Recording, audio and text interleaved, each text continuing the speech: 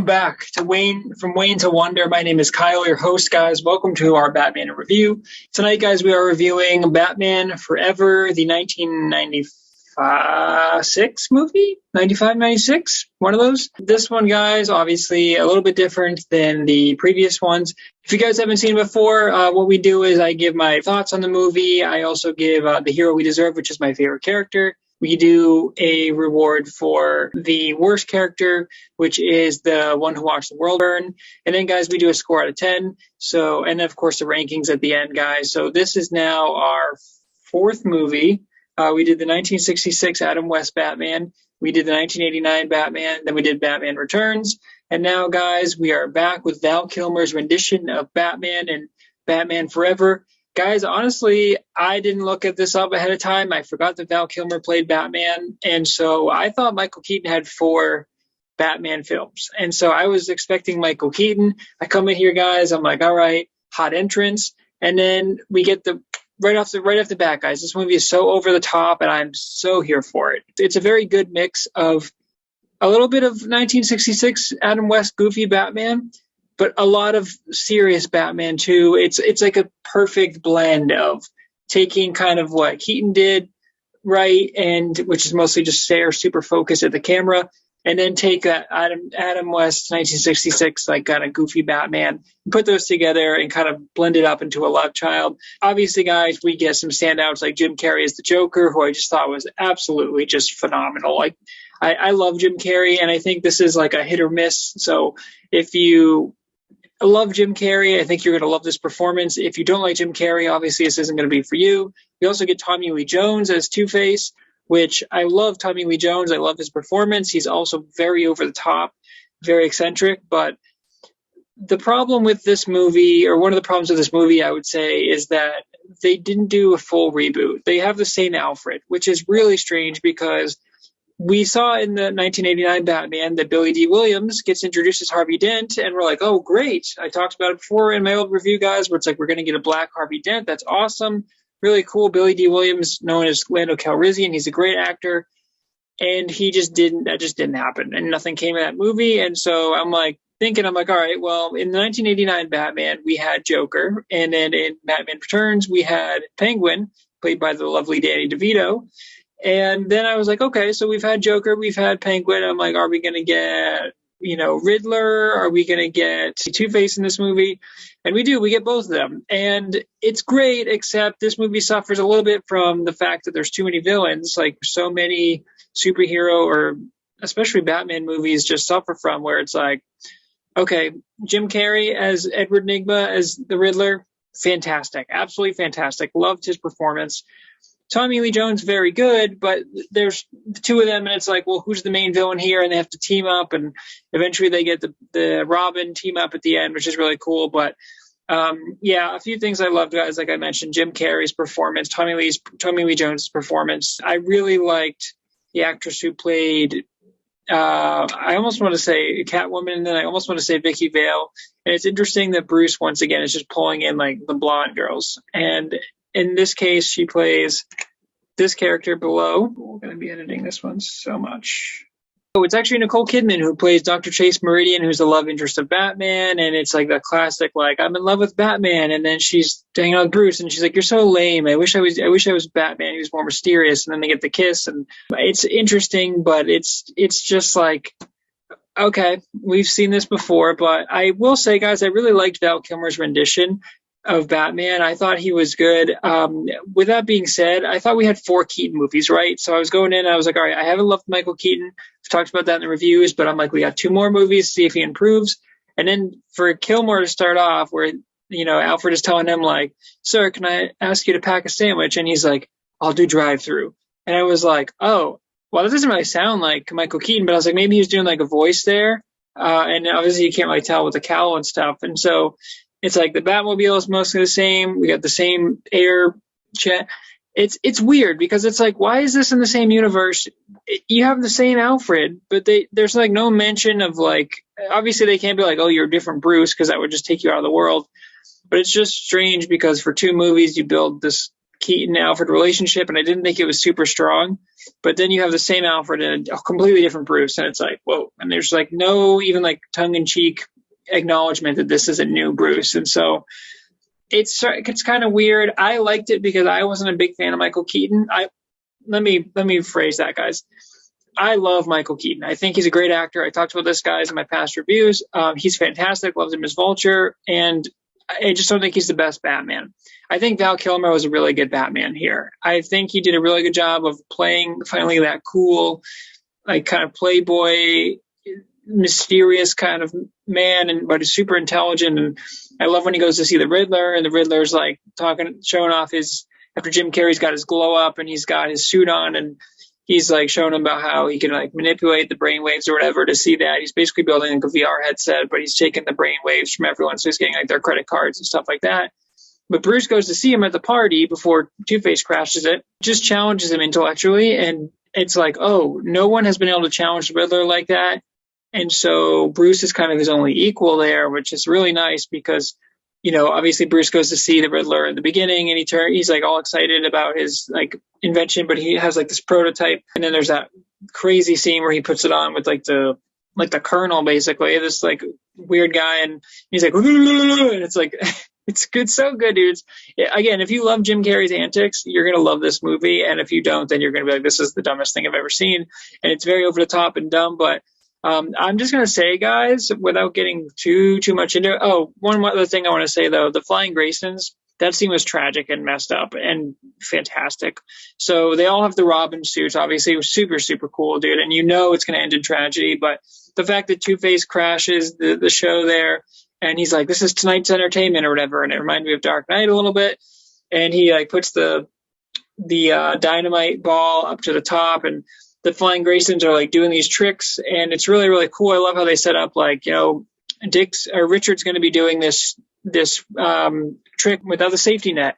And I was like, oh, cool, this is crazy. And then he does it, and there's like a moment where he grabs his arm, and it's like cool. And then like the Flying Graysons, I kind of missed how it happened, but they like use their last like tricks to get him to get Richard up to the roof so that he can like literally throw this enormous like ball that would be so heavy, I'm sure, into the ocean right as it explodes. So he saves them, but at the cost of his family's life, where they all fall, and they just fall like dozens, if not hundreds of feet to the circus floor and die, obviously. And it's super, I'm like, oh my God, dude, I can't imagine like being there for that. And I wish there were a couple more gasps or something, but I think that was really cool. And then the scene where Dick Grayson comes in, or Richard, I guess I should call him, he comes into the mansion, and he's like, okay, cool. He's like, yeah, I'm out of here. And he's like, I just told my guy like I would stay here to get me off like the security checks or whatever, or get the press off me or whatever. I forget what he says, but he's like, oh, okay. And Bruce is like, oh, why don't you stay? And he's like, no, I gotta go. He's like, I'm gonna kill Two-Face, and then that's gonna be the end of it. I gotta lead on him. And he's like, well, your bike is almost out of gas. He's like, there's no gas station around for miles. He's like, come into the garage and check it out. And that's when he sees all the old bikes, and Bruce is like, you know, someone could fix them up and they'd get the bike for a fee. And then Alfred brings in the food, and it's like this delicious food. And he's like, oh, is Master Grayson leaving? And he's like, yeah, I guess so. He's like, I guess I'll just feed this delicious food to the dogs then. And they're kind of making Dick feel bad. And he's like, oh, okay. He's like, I guess I can stay. And then obviously they develop a bond. There's a scene where Alfred goes into the Batcave because he's like, why is this the only door locked in here? He's like, what's back there? And he's like, Master Wayne's ex-wives, dead wives or something. I forget what he said. Alfred like went real dark, and I was like, what the hell is that? But then he opens the door at one point, and there's like the scene where Dick goes through, and it's like, oh, look at all the circus work he did, and he can flip through off the chandelier and stuff, and he gets in, finds the Batcave, and then it's kind of like secrets out. And I was like, have more security, dude, than just like Alfred opening the door like, Master Grayson, okay, I'm going to go in this door now. Don't sneak in here. And he's like really resentful towards Batman at the beginning, but then he grows to love Bruce. And the end, obviously, with Riddler, where I thought all of Riddler's stuff too. Sorry, guys, all over the map again, but not really sorry, because this is a Project Potter review. This is how we do it. So you're welcome. Riddler was all over the map, but I thought that his riddles were awesome. I think they were really creative. I love how he was like doing the handmade, like cutting out the magazines and like a serial killer and like putting it there. And I love how he had like the pop-up books and the slide downs and all that stuff. I thought that was really, really cool. It was fun to see that, and also makes me really excited for the new the Batman, Matt Reeves Batman, because we know that the Riddler's the main villain in that. And this is, I think, the only other time we've seen the Riddler. in a Batman movie. So obviously it's been some time, but we're going to have a much darker take in the Matt Reeves Batman. But this movie was a little too colorful for me. I kind of missed that old, like the darkness of like Batman Returns in Christmas time. And anyway, guys, I'm kind of rambling, but there are a lot of aspects about this movie that I really liked. I thought this movie, even though it was so ridiculous and so over the top, and they have the Riddler thing, like giant bottle in the middle, and they have like the cartoony like green waves that are going through to the different brain waves. I think overall it's a really cool idea that the Riddler is like, I'm going to take everyone's brain waves and like manipulate their brain so I can get all their credit card information. He says like knowledge is power, and he's like, then I will be a god. And then he's like, oh, is that too over the top? I can never tell. And Jim Carrey is just so charming and so like wonderful in this role, and it's so good that like Tommy Lee was really good as Two-Face, and I almost forgot about him, or he played like second fiddle to Jim Carrey because he was that good. The hero we deserve for this one, obviously Jim Carrey. I mean, Jim Carrey as Riddler, as Edward Nygma, he's so good. The only thing I didn't like is that his Riddler outfit, but it speaks to kind of his crazy mentality. He's got that weird red hair, but then he had like normal slick back hair when he was like in the suit, and it was just strange to me. But man, this is peak Jim Carrey, and I just love Jim Carrey, dude. Like his manner, no one can like mimic his mannerisms, or like just his antics are so good. There's so much like prop comedy, and there's so much like just goofy humor in this movie where he's like throwing the bombs and he's like, whew, and it's like got the anvil playing and stuff, and it's just really, really awesome. I mean, it just reminded me of like the Ace Ventura kind of movies in a lesser sense, where I'm just like, man, I just want to go watch Jim Carrey be really goofy and crazy, because he's really like super funny, I think. And I think he's really, really good. And he is a bad guy for sure, but he's not too serious, but also you can see where he gets dark, where like the scene in Wayne Tower where he slides the guy out to in the chair, and then it's like the cords in the back of his head, and he's like, wait, and he's like, oh, I guess you're terminated. And then he takes the mask off and he falls, or the headgear off, and he falls down. And then they say like, oh, it's a suicide, and it's like he writes the suicide note. It's like, to whom it may concern, goodbye, cruel world. And I'm like, yeah, seems like a suicide to me. And I was like, I don't think that's a good idea. But they see the security footage and he like warped that. But anyway, guys, yeah, Riddler I thought was awesome. I thought Jim Carrey was amazing. I think he's the best character in this movie, and I think he gets the hero we deserve for sure for this one. Okay, guys, who watched the world burn in this one, which is my worst character? Without a doubt, for me, guys, it has got to be Alfred.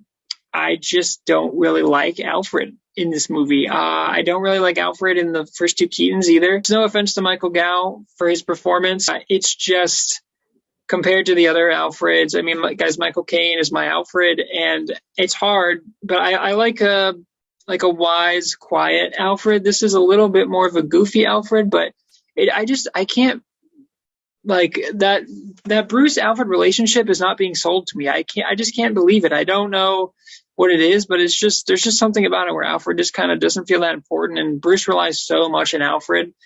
And you see that in like the Arkham games, and you see that in the other movies, but like for here, I just didn't think he had like any powerful lines, and I thought he was just kind of in the background, and he like, they're trick-or-treating, and then he gets like just knocked on the head, and the security at Wayne Manor I thought was low, and I don't know, it was just weird. We get that cool scene in the beginning where Bruce is in the chair and then he like slides down. And like, I will say, guys, this movie loves reflections. I don't know what it is, but they were like, everything they showed is like reflections when they're going to crash through to the giant like eye thing with the helicopter at the beginning.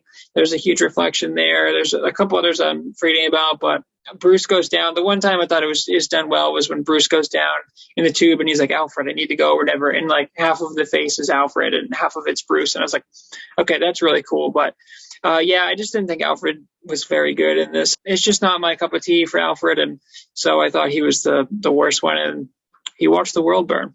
Okay, guys, that brings us to the score. And I got to say, guys, I was shocked at how poorly this movie reviewed critically and an audience score. I think it's at like a 32% on Rotten Tomatoes and like a 38% audience or something. And I was like, wow. And I was watching this movie and I was like, this is a fun time, dude. This is a good movie. Yeah, it's over the top, but it's like, it makes it really fun. And the acting, I think, is really good, considering we get performance from Jim Carrey as the Riddler and Tommy Lee Jones as Two-Face, and those are both excellent performances. I thought Kilmer was a solid Batman.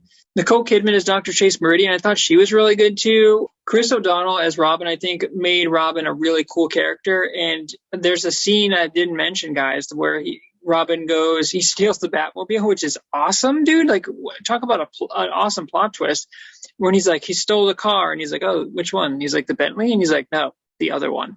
And we get it, like Robin ripping through the streets, and he goes over to like this really cool, like almost looks like Insane Clown Posse, like rave type deal where this is where the movie's like, hey, you like colors? We got a whole bunch of neon colors, and look at all this graffiti, and it visually it looks really cool.